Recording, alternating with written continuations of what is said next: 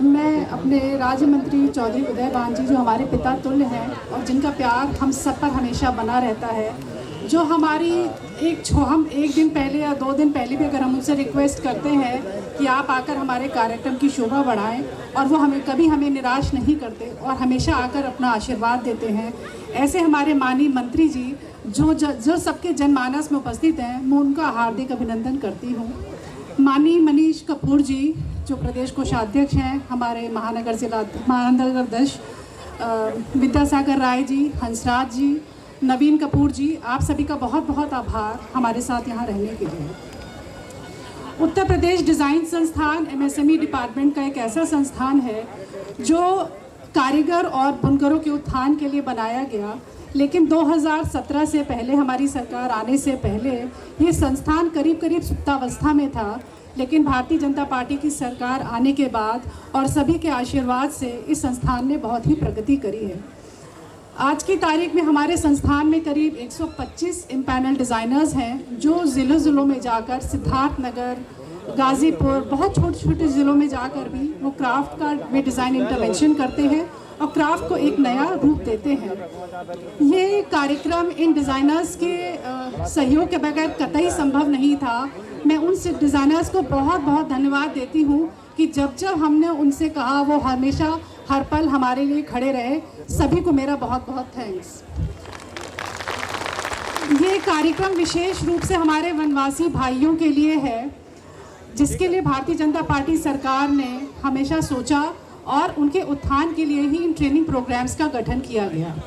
ये कार्यक्रम office of DC handicraft, ministry of textiles के द्वारा स्पॉन्सर्ड है और इसकी इम्प्लीमेंटेशन उत्तर प्रदेश डिज़ाइन संस्थान करेगा। 7 ज़िलों के 7 क्राफ्ट को मिलाकर यहाँ पे करीब 280 क्राफ्ट्समैन को हम लोग ट्रेन करेंगे और आर्टिजन्स के खाते में डायरेक्ट उनके पैसा जाएगा। कोई चेक की व्यवस्था नहीं है, जिससे कि आर्टिजन को अपना मेहनताना उनके बैंक अकाउंट में मिलेगा। हमारी सनातन सभ्यता में प्रकृति को ही ईश्वर मानकर उनकी पूजा अर्चना करने का विधान है। धीरे धीरे लोगों का शहरीकरण होता गया और लोग अपनी प्रकृति से दूर होते चले गए।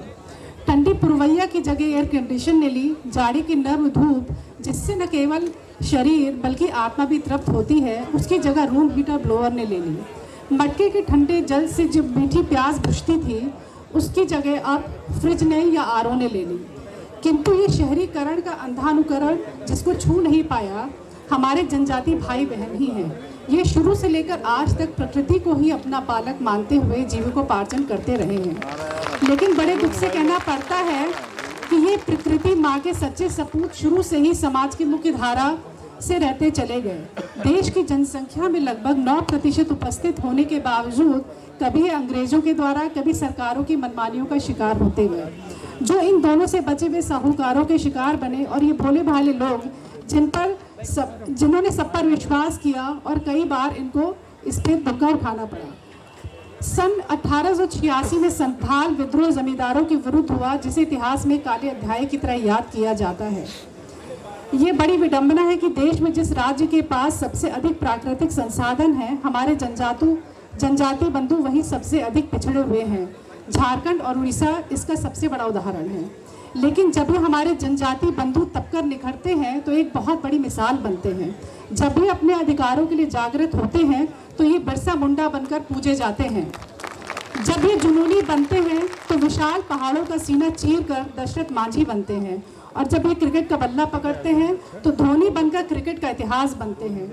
जब ये युद्ध में हथियार उठाते हैं तो इरावन व प्रभुवाहन, जो कि पांडव में अर्जुन और नागा जाति की राजकुमारी चित्रांगदा के पुत्र थे, वो बनकर कुरुक्षेत्र के युद्ध की दिशा और दशा को तय करते हैं। ऐसे हमारे जनजाति भाइयों को हमारा शत शत नमन। और आपके बगैर कार्यक्रम बिल्कुल भी संभव नहीं था। आप सब लोग इतनी बड़ी संख्या में यहाँ पर आए, आप लोगों ने हमारा भी हौसला बढ़ाया। कुछ आर्टिजन ऐसे भी हैं जो सुबह 5 बजे के चले हैं और तब वो यहाँ पर 9 या 10 बजे तक आकर यहाँ पहुँच पाए हैं और इस कार्यक्रम की शोभा बढ़ाई है। आप सभी को मेरा बहुत बहुत नमस्कार और सबका बहुत बहुत धन्यवाद यहाँ पर आने के लिए। बहुत बहुत धन्यवाद।